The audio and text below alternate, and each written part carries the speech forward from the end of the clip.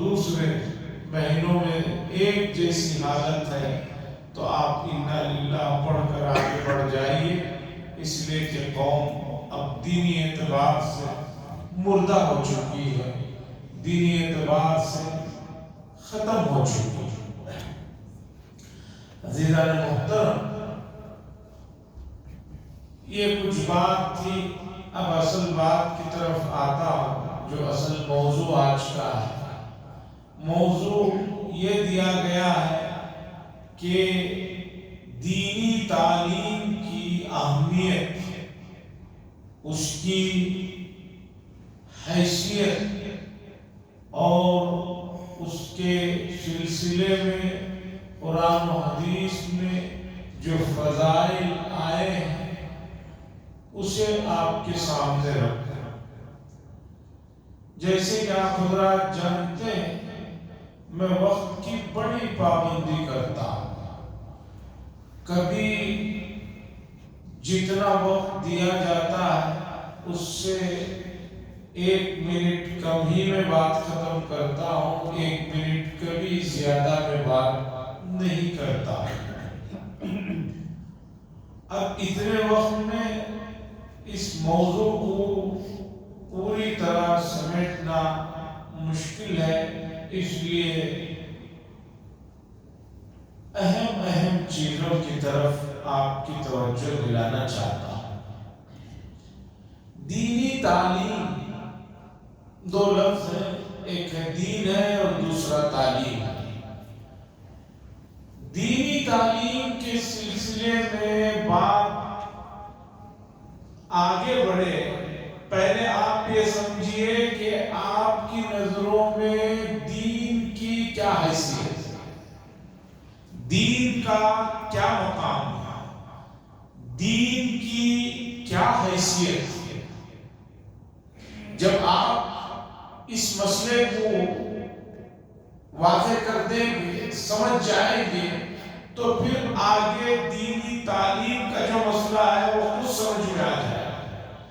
اگر آپ کی نظروں میں دین کی اہمیت اور حیثیت اور اس کا مقام بہت زیادہ ہے، بہت اعلیٰ ہے، تو سمجھیے کہ اس سے جڑی ہوئی تعلیم کا مسئلہ بھی آسانی سے سمجھ میں آ جائے۔ اور اگر آپ کی نظروں میں دین کی حیثیت اور دین کا مقام عیسائیوں کی طرح صرف 10-15 منٹ، جیسے وہ لوگ چرچ میں جاتے ہیں تو کہتے ہیں کہ بھئی چرچ میں گئے ہیں تو اب جو ہے دین کا تعلق ہے، چرچ سے نکلتے ہی ہم آزاد ہیں، اب دین کا ہمارے سے کوئی تعلق نہیں ہے۔ اسی طرح آپ بھی یہ سمجھتے ہیں کہ دین جو ہے صرف مسجد تک محدود ہے، نماز تک محدود ہے، روزے تک محدود ہے، یا زندگی میں ایک مرتبہ حج کو چلے جائیں تو حج تک آپ کا دین محدود ہے، تو پھر آپ کو بہت زیادہ افسوس کے ساتھ کہنا پڑے گا کہ دین کے مفہوم کو، دین کی حیثیت کو آپ نے نہیں سمجھا۔ دین کا تعلق آپ کی پیدائش سے لے کر آپ کے وفات تک کوئی بھی لمحہ ایسا نہیں ہے جس میں آپ کو دین سے استغنا برتنے کی یا دین کو اپنے سے علیحدہ کرنے کی دین نے اجازت دی۔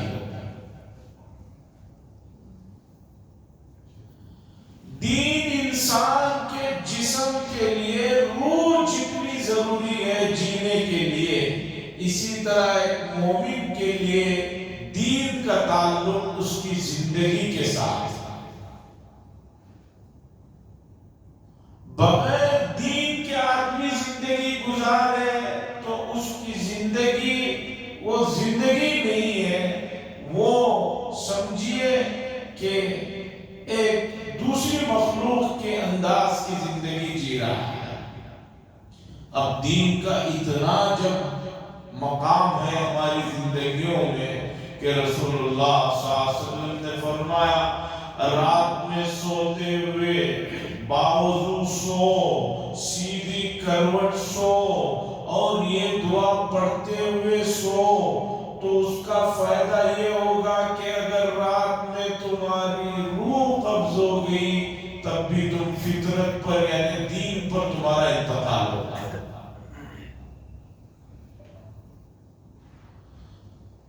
دین کا مقام اور حیثیت امت نے بھلا دیا ہے۔ لوگ یہ سمجھتے ہیں کہ دین صرف نام ہے، چند دعائیہ جملوں کا یا نماز کے مجموعے کا یا روزے کا یا زکوٰۃ یا حج کا۔ نہیں، آپ جب سے پیدا ہوئے جب تک آپ کی زندگی اس دنیا میں باقی ہے، ہر سانس آپ کی جو ہے دین کے مطابق ہونی چاہیے۔ آپ کی ہر سوچ دینی فکر میں ڈوبی ہوئی ہونی چاہیے۔ دین ٹیمپرری چیز نہیں ہے، وقتی چیز نہیں ہے کہ جب چاہے آپ نے اپنا لیا، جب چاہے اسے نکال کر باہر کر دیا۔ دین بڑی اہم چیز ہے، اور دین کی جب اتنی اہمیت ہے تو آپ سمجھیے کہ اس سے جڑی ہوئی جو تعلیم ہے اس کا کیا مطلب۔ اس لیے کہ کوئی بھی چیز آدمی کو علم کے ذریعے سے ملتی ہے، تعلیم کے ذریعے سے ملتی ہے۔ جب آدمی کو دین کی اہمیت کا پتہ چلے گا تو اب دین سے جڑے ہوئے معاملات کو کہاں سے حاصل کرے گا، دین کے معاملات کو کہاں سے حاصل کرے گا؟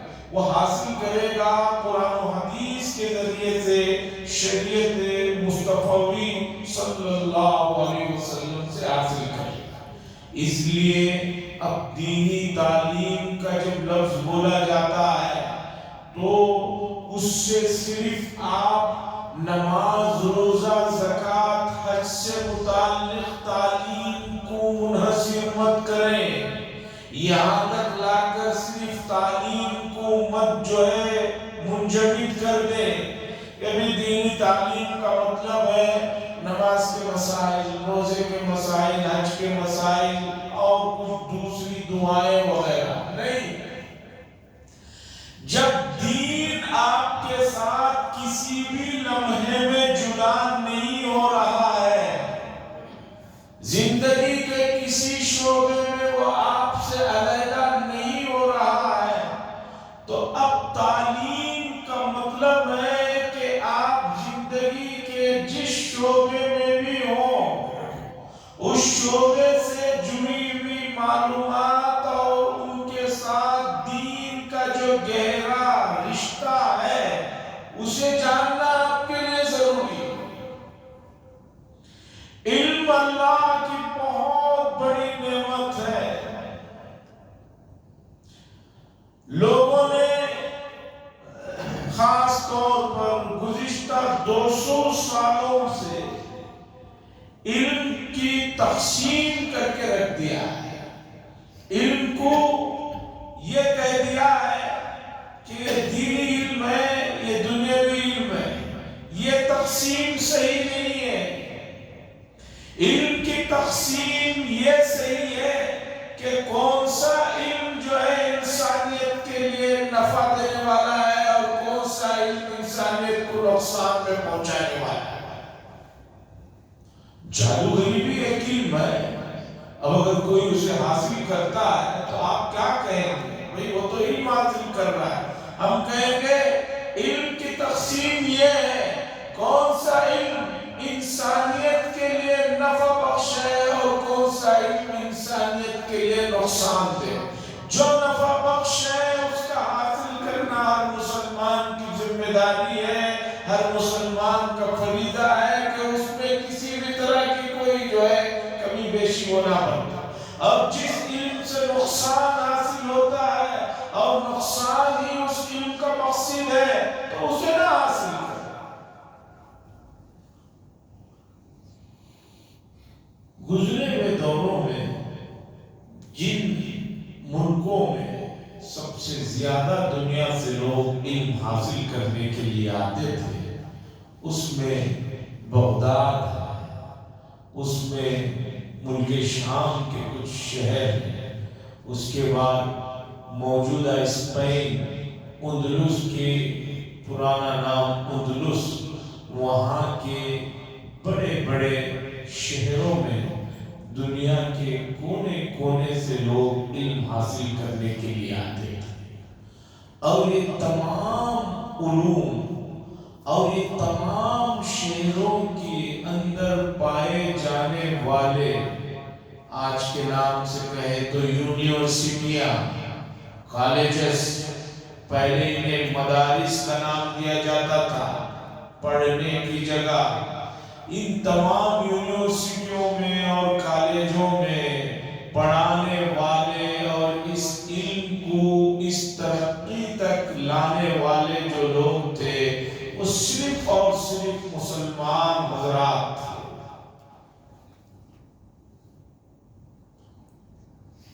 دنیا کے کونے کونے سے ان ملکوں میں لوگ علم حاصل کرنے کے لیے آتے تھے، لیکن امت پر زوال آیا، امت میں سستی آئی اور امت میں لاپرواہی آئی، تو اس کے بعد علم سے یہ دور ہوتے چلے گئے، علم سے دور ہوتے چلے گئے، اور کچھ لوگوں نے علم کو تقسیم کر کے علم کو محدود کر دیا، جس کی وجہ سے امت جو ہے دن بدن زوال پذیر ہوتی چلی گئی۔ حاضرین اکرام، پوری دنیا میں تعصب تو پایا جاتا ہے، کون کہتا ہے کہ تعصب نہیں؟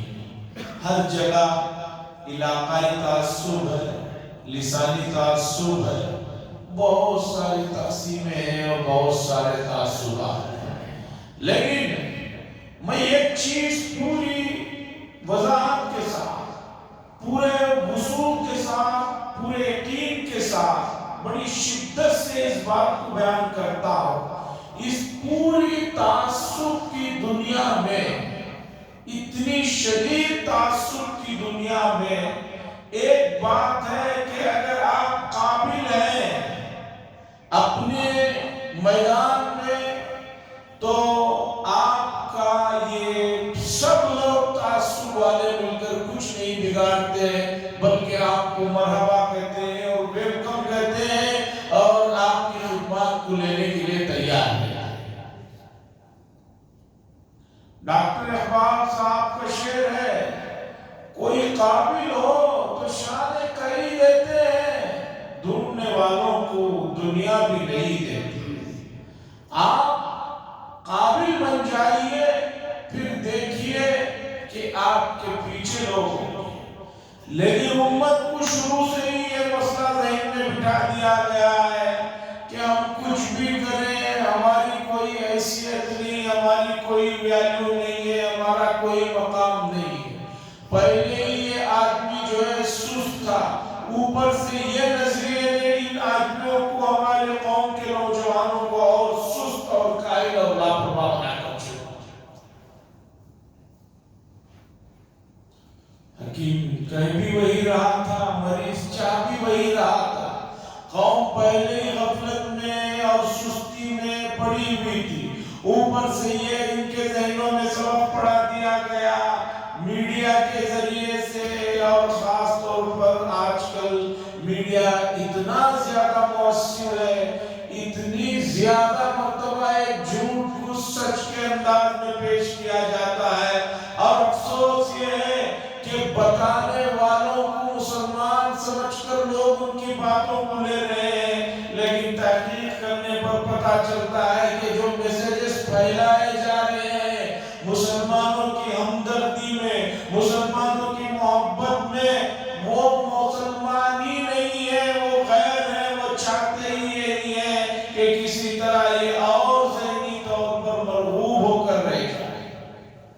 عزیزان اکرامی، دینی تعلیم کا مطلب ہے کہ زندگی کے ہر لمحے سے جڑی ہوئی تعلیم جو آپ کو چاہیے وہ آپ کو حاصل کرنا ضروری ہے۔ آپ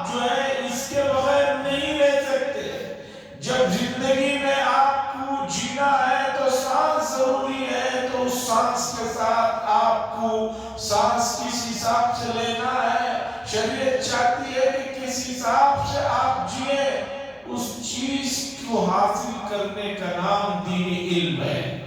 आप जिंदगी में हैं, आप बाहर निकलेंगे मस्जिद से, आपके बीवी बच्चे हैं, आपके माँ बाप हैं, बहन भाई हैं, अभी बहन भाइयों की जिम्मेदारी आपके ऊपर है, बीवी बच्चों की जिम्मेदारी है, रिश्तेदारों की जिम्मेदारी है। अब इन रिश्तेदारों के लिए कमाना, इन रिश्तेदारों की जरूरियात के लिए दौड़ धूप करना आपकी जिम्मेदारी है। अब ये दौड़ धूप आप कैसे करेंगे और किस हिसाब तक आप दौड़ धूप करेंगे, क्या करने से सही अंदाज में इनकी जो है कफालत होगी, उस कफालत के इल्म को जानना। और कमाने के लिए निकल रहे हैं तो जायज कारोबार क्या है, नाजायज कारोबार क्या है, क्या चीज हलाल है, क्या चीज हराम है, ये तमाम चीजें जो जुड़ी हुई है, इसी का नाम दीनी तालीम है। और अगर आपने दीनी तालीम का नाम सिर्फ और सिर्फ जो है कुरान मजीद पढ़ना और कुछ दुआएं याद करना इस तक महदूद कर दिया है, तो आप बहुत बड़ी भूल कर रहे हैं, बहुत बड़ी आपसे चूक हो रही है। इसी तकसीम ने उम्मत को जो है बहुत पीछे लाकर छोड़ दिया।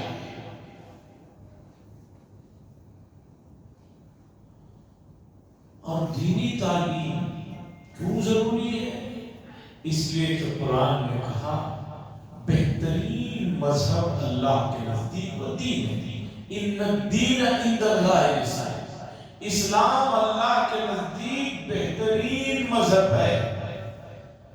जब इस्लाम अल्लाह के नजदीक बेहतरीन मजहब है तो अब इस्लाम से जुड़ी हुई मालूमात का हासिल करना आपकी जिम्मेदारी है।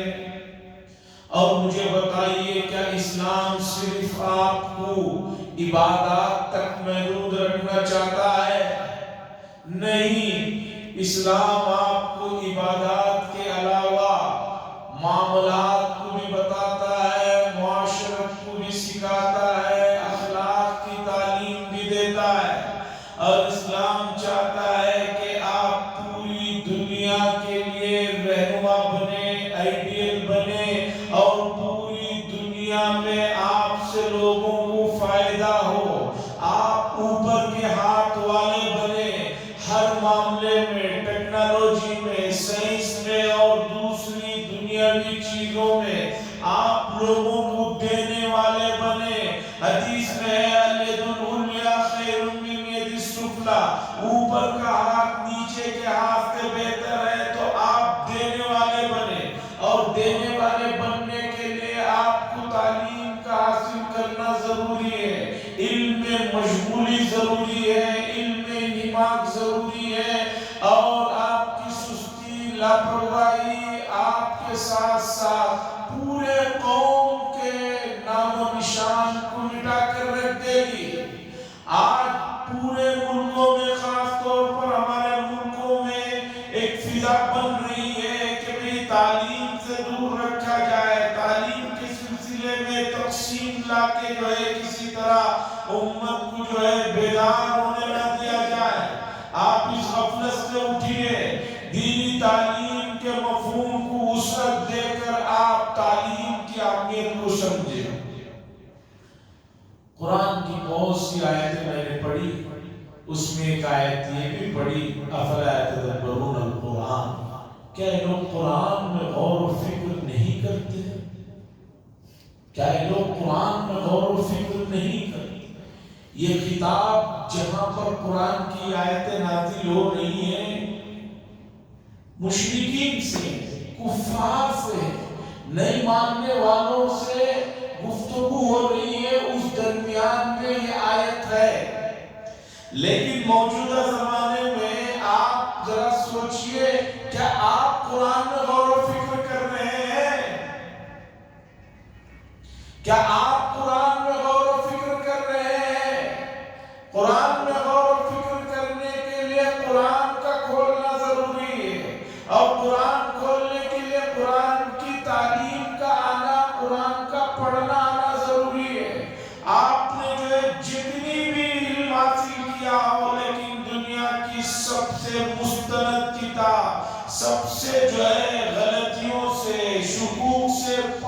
صاف کتاب جو ہے وہ قرآن مجید ہے. اگر آپ نے اسے ہی نہیں کھولا تو پھر آپ نے کیا پڑھا؟ مولانا عبد الماجد دریابادی صاحب بہت بڑے آدمی گزرے ہیں، اردو میں انگریزی میں دونوں میں انہوں نے تفسیر لکھی ہے، اور اتنے ذہین آدمی تھے، اتنے اعلیٰ درجے کے ادیب تھے کہ ان کے انگریزی مضامین، ان کی عمر ابھی 17-18 سال کی نہیں تھی، لندن کے مشہور جریدوں میں چھپتی تھی. لیکن ایک وقت آیا کہ وہ ملحد ہو گئے، اسلام سے نکل گئے. بہت لمبی کہانی ہے. اسلام سے نکل گئے، اسلام سے بیزار ہو گئے، الگ ہو گئے. بڑا علمی گھرانہ تھا، بہت زیادہ فکر ہو رہی تھی کہ ایک آدمی اسلامی سے نکل گیا، ملحد ہو گیا. ان کے دوستوں میں مولانا اکبر الہ آبادی صاحب جو مشہور شاعر ہیں اور انگریزوں کے زمانے میں چیف جسٹس تھے، مولانا عبد الماجد دریابادی صاحب کا ان سے تعلق تھا. وہ بڑے تھے اکبر الہ آبادی صاحب، یہ ان کے سامنے کے طالب علم تھے. تو اکبر الہ آبادی صاحب کے ساتھ یہ مسئلہ، جب ان کے سامنے مسئلہ آیا کہ یہ ملحد ہو چکے ہیں، اسلام سے بیزار ہو چکے ہیں، ان کو کس طرح پھر اسلام میں لایا جائے، تو پھر اکبر الہ آبادی صاحب نے عبد الماجد دریابادی صاحب سے کہا کہ بھائی تم تو اچھا لٹریچر پڑھنا چاہتے ہو،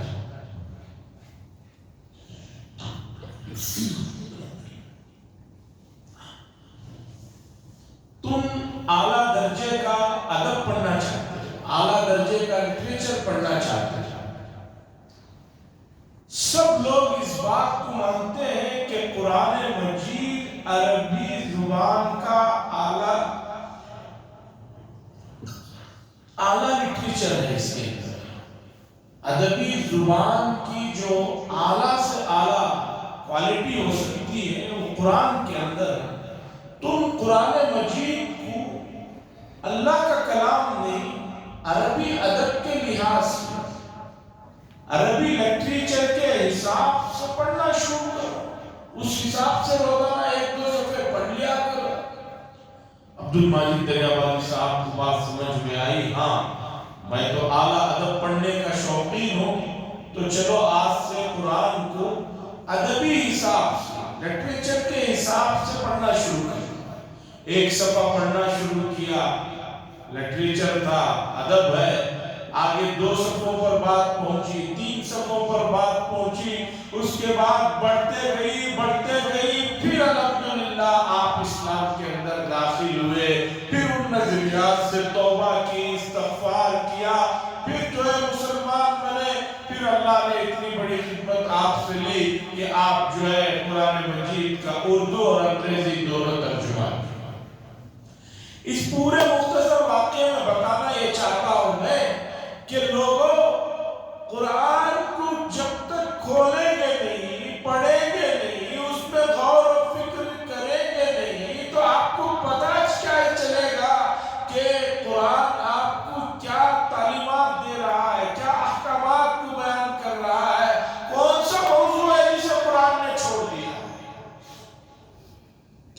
انسان بات مرتبہ سمجھتا ہے کہ یہ چیز بہت بڑی ہے، بہت بڑی ہے، لیکن جب قرآن پڑھتا ہے، اس کے معنی اور مفاہیم میں غور کرتا ہے تو پتہ چلتا ہے کہ وہ کوئی مقامی نہیں ہے. اتنی چیزیں تو آپ لوگوں کے علم میں ہے. اللہ تو آپ کو اور اونچائی پر لے جانا چاہتا ہے اور آپ کی ذہنی سطح کو اوپر لے جانا چاہتا ہے. لوگ اگر چاند کے اوپر جا رہے ہیں، سورج کے سلسلے میں تحقیقات کر رہے ہیں، تو کیا عجیب بات ہے.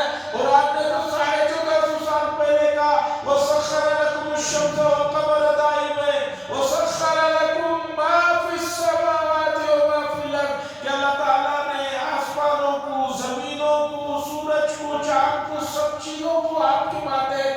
دیا. اگر اس سے کوئی فائدہ اٹھا رہا ہے تو اس میں کون سی تعجب کی بات ہے؟ بلکہ اب ہم لوگ بہت پیچھے ہیں. ابھی بہت سے اسرار اور رموز ہم تک نہیں کھل رہے. کیوں؟ سوئے ہوئے، غفلت میں پڑے ہوئے، فضول چیزوں میں لگے ہوئے. حاضرین کرام، میں پھر اپنی بات کو سمیٹتے ہوئے آتا ہوں کہ دینی تعلیم کا مفہوم صرف آپ کی نماز، روزہ، زکوٰۃ تک نہیں ہے، بلکہ ہر وہ چیز جو انسانیت کو فائدہ پہنچانے والی ہے، وہ تمام علوم جو ہے دینی علوم کہلاتے ہیں. وہ آپ کے دین سے جڑے ہوئے ہیں، آپ کی زندگی سے جڑے ہوئے ہیں. اگر کوئی آدمی کہے کہ میڈیکل کا علم، ٹیکنالوجی کا علم، اسی طرح سائنس کا علم یہ دینی علم نہیں ہے، میں سمجھتا ہوں کہ اس نے جو ہے صحیح نظریے سے نہیں دیکھا ہے. میڈیکل کو آپ دیکھیے کہ یہ انسانوں کی خدمت سے جڑا ہوا علم ہے، اور قرآن و حدیث نے بتایا انسانوں کی خدمت سے بڑھ کر کوئی جذبہ نہیں ہے.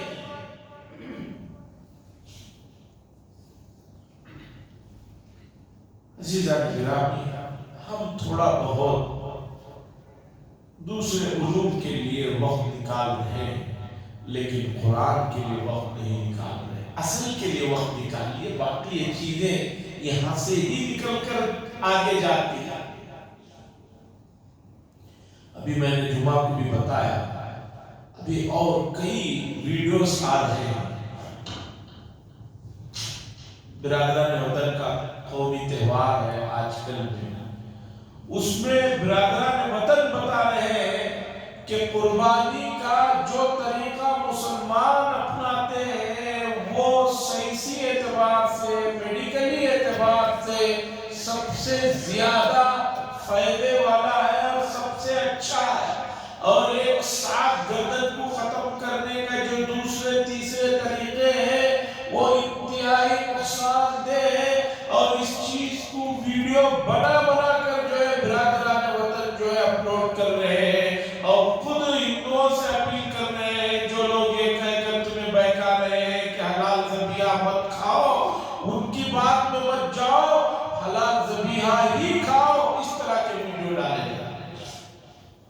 بتانا یہ ہے کہ میڈیکل کی تعلیم مثال کے طور پر اس سے انسانوں کا فائدہ جڑا ہے. تعمیرات کی تعلیم، اس سے انسانوں کو سہولت ملتی ہے. انجینئرنگ، سول انجینئرنگ، یا جو بھی آپ اس کے لیے نام دیں، یہ تمام چیزیں انسانوں کو جس سے فائدہ وابستہ ہے. ان علوم کا سرچشمہ تو قرآن و حدیث ہے. آپ قرآن و حدیث کے لیے بھی تھوڑا سا وقت نکالیں، بس ہماری اتنی گزارش ہے. کم از کم قرآن دیکھ کر پڑھنا صحیح آنا ہر مسلمان کے لیے یہ فریضہ ہے، سب سے بڑا فریضہ. اس میں کسی طرح کی کمی کوتاہی کبھی بھی نہیں برداشت کی جائے. اس کے آگے آپ قرآن کے معانی اور مفاہیم کو سمجھیں، اس کے لیے وقت نکالیں، پھر حدیث کی طرف آئیں، اسے پڑھیں، اس کے معانی اور مفاہیم کی طرف توجہ دیں. جب آپ ان چیزوں کی طرف توجہ دیں گے تو دین کی وسعت، دین کی عظمت، دین کی حیثیت، دین کی سلسلے میں جو آپ سے مطالبے ہیں وہ سمجھ میں آئیں گے. میں بہت ہی ادب کے ساتھ گزارش کرتا ہوں کہ ہم لوگ جب تک قرآن و حدیث کو پڑھنا نہیں شروع کریں گے تب تک جو ہے صحیح معنوں میں اپنے آپ کو ایک نبی کا امتی اور اللہ کے سامنے کہ میں تیرا بندہ ہوں کہنے کا حق نہیں رکھتے. اس لیے کہ اس خالق و مالک نے ایک کتاب نازل فرمائی، 1450 سال سے کوئی حرف جس میں تبدیل نہیں ہوا. اسے پڑھنے کے لیے ہم ابھی غور و فکر میں رہے، روزے شروع ہو گئے، اب بھی نہ پڑھیں، اب بھی نہ سیکھیں، اور حضور کی حدیثوں کو نہ پڑھیں، تو ان سے زیادہ بے بس اور نادان اور بیوقوف کوئی نہیں ہوگا. دعا فرمائے اللہ تعالیٰ ہمیں ان چیزوں کو سیکھنے کی توفیق نصیب فرمائے. اور بہت سے بڑے لوگ کہتے ہیں کہ ہمارے زمانے میں کوئی پڑھانے والا نہیں تھا، کوئی سکھانے والا نہیں تھا.